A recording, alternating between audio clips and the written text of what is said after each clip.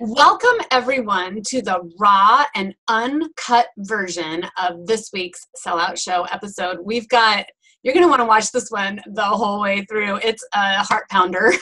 What are we going to talk about, Shawn? Okay, so have you ever just absolutely royally mucked something up? No? Oh yeah, you have. Let's get honest here. Everyone has. In sales, you are going to screw up, or even worse, if you are in an industry where someone else is responsible for producing and delivering your goods or services that you promised, that's what we're going to talk about today. What do you do when you have to say you're sorry to your customer? This one's a good one. All the good, the bad, and the really, really ugly. Exactly. Yeah, here we go. All right. We're recording. Good morning. Good morning. Yes, Dianna and I record early in the morning. Well, it's actually not that early. It feels early, but it's not. If you're on the Pacific Coast, it's early, but we're not on the Pacific Coast, so. Oh my gosh. Okay, so should we get started? We have a good topic today. Yeah, I also have some really good news for you. The guy who's the lead SDR, sales development rep for Vidyard, is coming on the 21st, and he's gonna like kick down how you get successful with outbound prospecting using video. I just can't wait. I'm super excited. Oh, yes. Okay. And it's a free tool they have. So anyway, cool. Yeah. So should we just like kick it off and then jump right in? Yeah. Okay, good. Okay, I'll start by saying welcome everyone to the SellOut Show, where we are always sold out. I am Dianna Guerin, and I am the Irreverent Sales Girl, where my mission is to bring a dash of dignity to the art of selling. And you do very well, Dianna. Hi, everyone. I'm Shawn Sandy. I'm the Chief Revenue Officer of the Selling Agency, where we coach humans how to sell to other humans. Because if you're selling like a llama, you need to stop the drama. And I say that because I have another new coffee mug. Last time it was a little llama coffee mug, but this one is an alpaca. I don't know if you can see it. It says, "Oh my God, adventure awaits. Alpaca my bags." That is hilarious. I know. What is it with you and llamas and alpaca? What the? I don't know. It's like it's in more decor now. So there's something about like sort of that Andes, that colorful decoration and stuff. But so here's the funny thing. I'm going to share this with you. So I was thinking, what's the difference between a llama and alpaca? I know they're different, but they look very similar, and I couldn't pick them out of a lineup. So I Googled llama versus alpaca. And so this is what this guy says. Llamas have big teeth to rip out your effing throat. Alpacas have fuzzy lips to nuzzle you gently to sleep. Llamas will charge. Alpacas amble along like the world is made of gumdrops. Llamas are the devil incarnate. Alpacas are not the devil incarnate.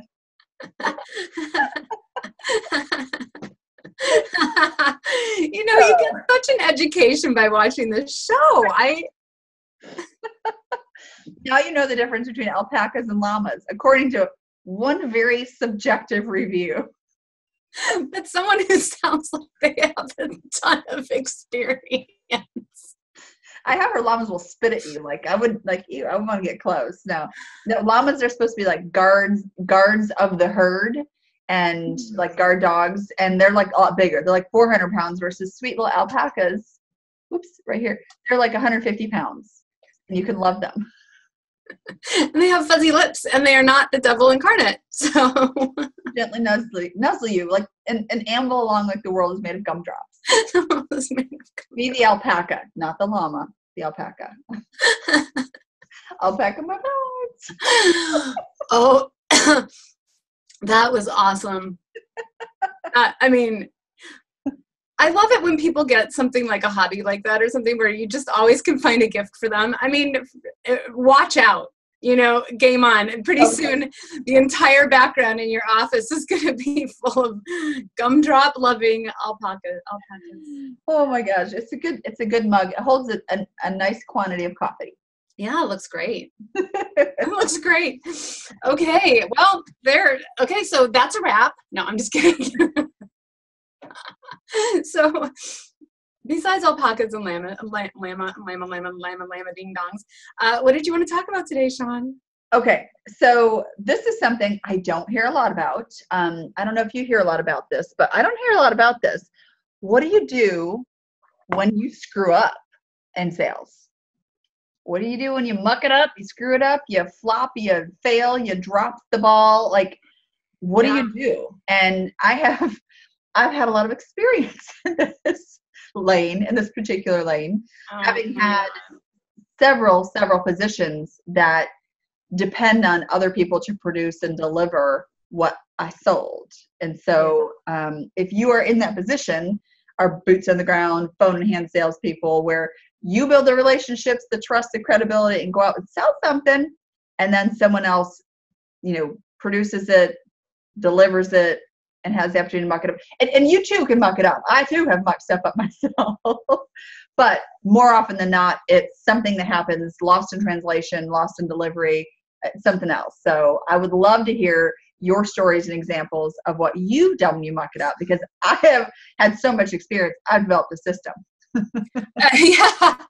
Well, I mean, there are a million ways to screw up as a salesperson. I mean, the thing is, you are out there. You're out there. Your neck is out there. You're the one that gets it chopped off. But, a messaging is one that I've really screwed up on. And sometimes it costs people money and business. And I mean, it can be a really, really ginormous deal. And, if you're out there a lot, you're going to make big mistakes. You are. Mm-hmm. So do you want to share a mistake or what you do? Oh, so, for instance, working at the TV station, selling airtime, you sell clients on a schedule, and then you get their commercials, and they give you what are called traffic instructions. Yeah. I used to think, when I first got this, like, traffic, we have a traffic department, a whole department to tell you where, about the traffic in the morning. No, they traffic your spots. So you give the instructions to traffic, and then they say, okay, well, this is, the furniture commercials morning, commercial, this goes in the news, and they just messed up a lot. The year that our station had the Super Bowl, because the Super Bowl, I don't think it doesn't work. It used to rotate networks, right? The year our station had the Super Bowl, Super Bowl ads on local stations can go anywhere from like $7,000 to $37,000 on a local station, not a national high, but just a local station. So I had a national car dealer. It wasn't like a local dealership. It was a regional division of, one of the big car manufacturers, and they bought a spot, and the instructions were it had to air during official game time, during the game. Right. So we had a lot of different difficulties and issues with them, with other stuff. And I was just make sure everyone in traffic knew had to air in the game. I even went downstairs, I swear to you, to control to talk to the guys, and would like, okay, show me how this works, because this has to air during game time. And so I'm sitting at my boss's house during the Super Bowl. Oh, no. Watching the game. And it's getting towards the end of the game. And I'm getting really no commercial yet. And no commercial yet. And then the game clock runs out. And next commercial break, they ran the commercial. Lord in heaven. Yeah. And the difficult part here is that, it would make me so mad, because no one will go to the traffic department and say, oh, you just cost us, $800. It's going to come out of your paycheck. No one, the only person, it hurt the station because that kind of money, they just don't pay for those spots. If you run it in conflict with the instructions, they don't have to pay for it. And then the salesperson doesn't get commission. So that sucks. It sucks terrible. So, and then going back to the client, all you could do at that point, all I could do is grovel, because there's no excuse. All I could do is grovel. And they did pay for it, but I ran them a buttload of free stuff after that. I think that's I'll bet you did. Oh my God. So it's really disappointing. So, later on, having worked in another instance in print, you can imagine when you're printing stuff, what can go wrong. Printing orders, getting instructions, the right kind of paper, the right size, the right kind of cropping, the right kind of cutting, the right kind of packaging, the right delivery address. There were 1,000 different ways things could go wrong. And there was one particular person in my print production facility who would just invent new ways to screw things up. Like like a job. Yes. Like it was her job to screw stuff up. Yeah.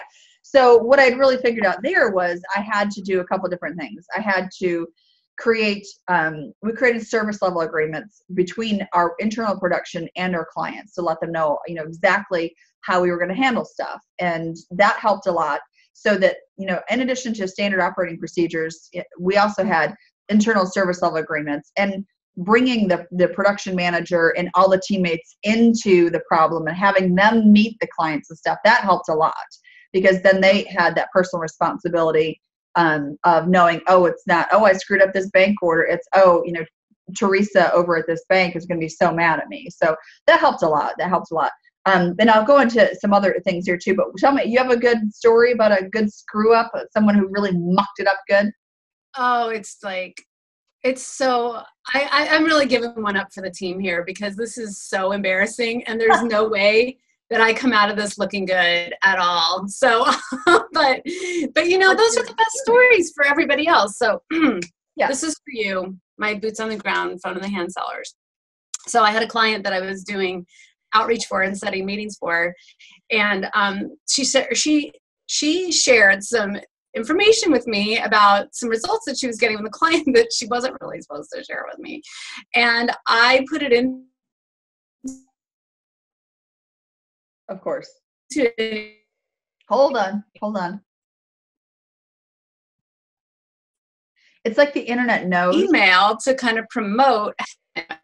Hold on 1 second. It's like the internet knows whenever you are getting to a juicy story, it always freezes. Maybe I'm not supposed to tell this story. Yes, you are. Go ahead. Start back up. So go back. Yeah. So I had a client that I was setting appointments for, and, she got this really great result with one of her clients that she shared with me that I didn't know she wasn't supposed to really be sharing with anybody. And I was, I was like, oh, wow, that you should, have a meeting with so-and-so. These are the great results we're getting with this client. And it was private information. And that client that they were getting the good results called me because my name was because somebody else had forwarded it to him and said, hey, guess what? They're sharing with everybody on the planet. Oh no. And it was awful. It was awful. It's like he called and I was all excited to hear from him because yay, he's getting all these great results, right? And he's like, did you bloody blah? And I'm like, yeah. And he's like, did she tell you to sit? And I was like, well, no, but, and then I was like, oh wow, I messed up. And he's like, well, actually, I'm really surprised that you're saying, yeah, you did. Like, you didn't have anywhere to go, because I was like, wow, I really screwed up. And then the hardest call was getting off that call and calling her and telling her what I did. And, it was bad. She fired me right away, and she should have. I mean, it was like, but I mean, I think the only thing that you can do is take full 100% absolute responsibility, all the way to being, I think it had a financial impact on her business, obviously. There was a financial impact on her business, but I also don't think that you put yourself into the place where, I didn't do anything that was against our agreement. We didn't have a non-disclosure. There wasn't anything, out there that said I, wasn't supposed to be sharing that stuff. So you never want to put yourself in a situation where you're like, oh, well, now I, owe you money or whatever if you don't. But, and I think the thing is to just be really straight about what happened, but you're never sorry. Like, you're not a sorry person. Mm-hmm. You're just regretful that happened. Right.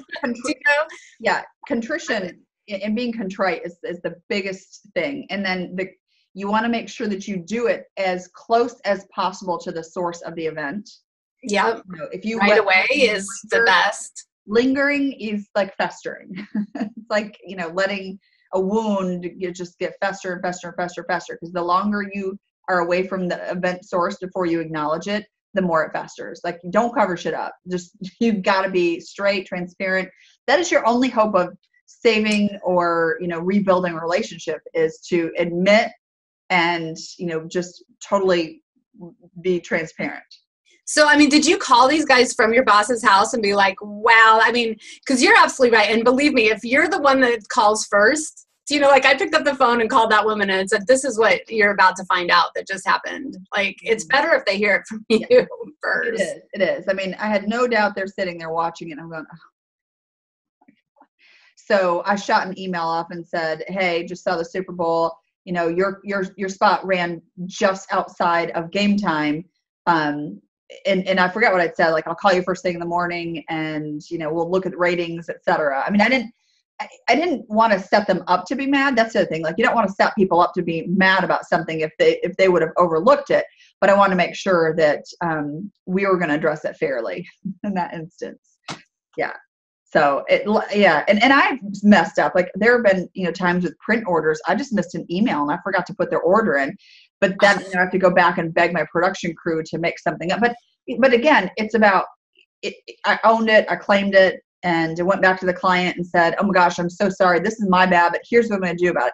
That's the other thing. Own it, claim it. Do it quickly, but have a plan. Have a plan. Yeah, demonstrate some leadership. But I love there was something else that you just did that was really important. Is if you have a team of people who deliver on your promises, they are gods. They should get the best possible treatment from you. You should always be making sure you're not making promises that they can't deliver on, because when you need that favor, yeah, they better like to see you coming and want to help. If you've been a jerk and been selling stuff and making promises and putting them in stressful situations a lot, you will not get that help when you need it. Yeah. And I've tried to really protect them as much as possible when possible too. But it goes both ways. You have to put deposits in the bank before you can take withdrawals. You do with your clients, and then also with your support, your production and your operations crew. You have to be able to, have a bank to draw from when you screw up or when, they screw up or whatever. So something I found really, really helpful to do too was to, especially like with TV at the TV station and especially in print, you're working with time frames and deadlines and that kind of stuff. Or sometimes a lot of different people are involved with an order. You might have a trainer who has a graphic designer who has a regulations department and all this kind of stuff before they even send a file to you, or, you have a lot of sticky hands in it. And there was just a lot of opportunity for stuff to get held up or miscommunication or missed deadlines and stuff like that. So what I found really particularly helpful to do with clients was whenever there was a decent muck up was to have what I called a postmortem meeting with them. Yeah. Sit in and start from the beginning to where we ended up with the problem. Because what happens was, they're really, really mad at you. But by sitting down and saying, let's walk through this so I can make sure I understand your systems and processes and make sure it doesn't happen again. What would happen was, going through that process, we would discover where they missed deadlines. Their communication was sketchy. They didn't follow our procedures. And it usually actually relieved some of that anger and frustration, because they realized that they were part of the problem and they were partly to blame too. Yeah, that's so great. I mean, it's really wonderful when you have the people on the other side willing to take a little bit of responsibility too. And I think that postmortem and, let some of the initial rage blow off and then come to a plan. I mean, that's what I did with this woman, like, this is what we need to put in place to do, damage or control or whatever. Makes a huge difference. But I mean, it doesn't change that it sucked and it was awful. But then also learn, because, you want to make sure that you're not taking that problem to other clients too. I can promise you, I clear all of my messaging absolutely 100% now with my, with my clients. I clear all of my messaging. So.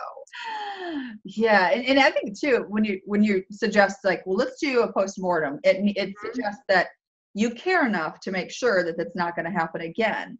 And that you want to maintain the relationship, you want to keep learning and growing the relationship, and that it's worth diving into. As painful as it is, it's like, doing, going through the blow by blow of what happened, it sounds like it could just really rile people up again, but it doesn't. It actually helps, take the seething out of the anger, and they can see where everyone had the best intentions, but maybe not the best execution. So I found that to be really helpful. And then you have to take those things and you have to do something with it. If you're going to bother to sit down and do a postmortem, then I would come back up with either a new or a revised service level agreement with my clients to say, okay, so this is where it went wrong. So we need to back the deadline up to 2 days, and we need one point of contact, and we need to have a form. Maybe we would create a form or whatever. And so you have to create systems and processes, but also getting your operations and production partners, whoever is delivering with that stuff with you, bringing them to the meeting and getting them involved. It helps them take ownership of it, but then also make sure that they live through those standard operating procedures and the service level agreements too. Well, and the other thing that it'll do is it'll keep you from throwing them under the bus, because when you're sitting there accounting for what went wrong, it's so easy to slip in that it was somebody else's fault, and you don't get to do that. You don't get to do that. Now, if the client's sitting over there and says, well, maybe something's going wrong, you can say, well, you know what, maybe, but that's not where we are right now. We need to get this handled, and you've got to take the high road. Oh man, it is hard. I mean, these screw ups still feel scary to me. Do you know what I mean? Like, the emotion is still there about it. It is like not over. The screw ups are really awful. They are. Yeah. I like what you said, and I'm going to have to learn from that, because there were times not only did I want to throw people under the bus, I wanted to drive the mofo bus. I want to be the one to roll over. And then reverse and do it again. Yeah. There was one woman, I still take a deep breath. Can't even say her name. There's one woman in the production department in print. And it got to the point where I just remember losing my ever-loving mind, screaming at the production manager that this woman don't let her look at my stuff. Like, she can never touch my client stuff again. I don't want her answering the phone, talking to my clients. I don't want her on email. I don't want her touching anything. She can't drive the delivery van. I mean, it just was, it was that bad. I knew then that it was probably about time to leave that job. Because then I'm pretty sure I screamed at my boss after that too. And a lot of that problem was, you're talking about people who were hired, paid, trained, and managed at a retail level, and I'm a B2B person. Right. Their boss and my boss the hierarchy in the company, they didn't even meet until you got 4 or 5 levels up in the company. So there was nothing my boss could do about her boss. And so it was a bad setup to begin with. And I think that by creating service level agreements and doing the postmortems and stuff like that, I did the best I could do, but it was a lot of setup to fail too. I could go in and bring $1 million, print client in, and, they F up an order because, well, I didn't get my lunch today. It just was like right. That mentality was very different. Yeah. Well, I will tell you though, that when I was building my company with my partner way back when I was doing that, we had a mantra. I think we talked about this before, and we would record them. We were going to make 13 big, ginormous, epic fail mistakes a year. And some of them were expensive, like if somebody places an order with you to trade a stock and you don't do it the right way or do it in the wrong direction, it can cost you a lot of money. But so we had a board, and we kept track of our 13 ginormous epic fail mistakes, because if you're going to be a rock star successful, you're gonna make mistakes. I like that. Oh gosh. So any other ideas or suggestions about when you muck it up? And I say I really don't want to say muck. That's not the preferred word here. When you muck it up. When you truck it all up. Mother trucker. Mother, back the truck up. Yeah. So one other thing that I've taken on that is, sort of the avoid mistakes kind of thing, is I really have taken on that I will not put anything at all in writing writing, no texting, no email. I will not put anything in writing that if it were published in the Washington Post or the New York Times or the Wall Street Journal, that I wouldn't be able to like stand by it and not be embarrassed. If you're going to have a conversation that's on the edge, and it's like if you were to hit reply all, nobody would be hurt. You know, if you have to have a conversation where you're going to say things that are sensitive, yeah, there's still this thing called a phone, and you need to have those conversations. You need to have those conversations in person. Never put anything in print that you couldn't have the whole world see and it wouldn't hurt you. I agree. And if you're mad about something, take the person's email address out of the send bar, write your email, delete it, write another one, delete it, write another one, have someone else read it before you even put their name in the address. I had a friend at the TV station. She had a buyer who was pretty tough, and her particular sales style was extremely personal, friendly, favors. I mean, she really banked on a lot of that personal stuff, which worked for a lot of her clients. But one particular buyer, she just couldn't get any of that personal stuff from her. She was just professional. Buyers in Kansas City, we're in Memphis. And it just frustrated the snot out of her. And so the buyer had sent out an email to several different reps. It was pretty stern. It was about, oh yeah, you know where this is going. This is not, I can't wait. It's like a traffic accident. You cannot stop watching. Let's go. I'll just sit back. And she was essentially reprimanding the reps for, several reps for not doing, following these instructions or not getting her reports and rating return, whatever on time.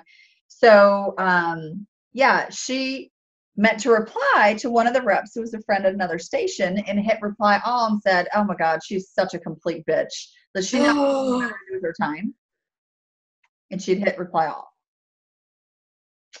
And so the buyer sent an email back and said, this surprises me. I understand how you feel. I mean, I forget what she'd said, but the buyer was remarkably cool about it. So my friend was like, holy shit. I could hear her like sweating and cussing from the next cube over. And she was like, what do I do? I'm like, I said, pick up the phone. You've got to call her. So she called her and she said, I'm so sorry. She said, I'm just blowing off steam. I'm frustrated. And the buyer actually had a good conversation, and it actually, she felt like improved their relationship. But I wouldn't advise doing that as a strategy. No, it's not a good strategic. But I will tell you, when you take full responsibility for screwing up with a client, sometimes they become your absolute best client because it's such a shock. Like people don't do that. Yeah, sometimes. But there's also that client that you can't get anything right with ever. Yeah. And you just got to know you're not alone. That happens to everybody. There is that one client that you'll never get it right ever. Yeah. I have a quick story about something that could have gone so wrong. So when we were at Regis, the flexible office solutions place, I was the general manager and then the market director, and I had CSRs, customer service reps, who did a lot of admin work for our clients. And then we would, upcharge for admin work, et cetera. It was a great way to add, to our revenue. So one client, this is for a big job. He had to revise a contract and get it to Nashville by 10 a.m. the next morning. So it was like 4 or 5 o'clock in the afternoon. His attorney had just, gotten it back to him. He printed it off and he goes to our CSR. He's like, I need this in Nashville by 10 a.m. tomorrow morning. She's like, no problem. I got it. We'll FedEx overnight it. There's a FedEx station right outside in the mailroom. She's like, I got this. He's like, do you understand how important this is? She's like, I got this. He said, do you really? She's like, I got this. So she packages it all up, and now it's like slightly after 5 and everyone's gone. He's gone because he actually was going to drive to see another client out of town. So that's why he couldn't do it. So she goes into the mailroom and she comes back and she was like ghostly white. She was like, oh my God. I just dropped off his FedEx package in the mail slot. Oh my God. So she is freaking out. She's like going in there trying to get it with a hanger. She's like, I know this is breaking the law. She's like, what can I use? It's sticky. She's like, I'm just gonna rip the thing off the wall. Like she's trying to come up with all these reasons how to get there. So what she ended up doing was she remembered that she had a neighbor whose husband was retired from the post office, and she called him, and he called the postmaster over this area, who at 8:00 that night came out and unlocked the thing so she could get it. And then she drove it to the FedEx place to make sure it went overnight. So she didn't have to have that conversation in the morning about how she mucked it up. You got to give props on that. I mean, that was good. Yeah. And for being able to, cool enough to remember, I have a neighbor, he's with the post, and I mean, to call in, she called in her favors. She really did. So that was good. And that she saved her bacon there. I mean, I felt so horrible for her. I was like, yeah, I don't know how you're going to fix this. I am completely impressed with, I mean, the thing is, when you decide that you're going to make something right, and no matter what it takes, you can get, the universe starts to work in your favor. But that's, I props on her. I'm super impressed. Yeah. Yeah. So we would love to hear your stories. Like, how did you screw something up? Like, you have the courage to really share the biggies. Yes. Yeah. Yeah. The terrific, and time and distance makes things funny, right? If you've got time and distance between some of these mess ups, then you can just look back at them as they're funny, right? So we would love to hear from you about your biggest muck ups. How did you handle it? Or mostly we just want to laugh at muck ups. We want to commiserate with you because we've been there. We want to remind you that if you're going to be super successful, you're going to have them. So it's in your best interest to share them with the world. Yeah, everyone has. I don't think people talk about it enough. My mess ups, my people's mess ups. Yeah, we're going to mess up. Well, let's not mess this up by ending it too late. So I'm going to kick us out by keep messing up, stop hoping, and start selling. That's right. Bye, everyone. Bye.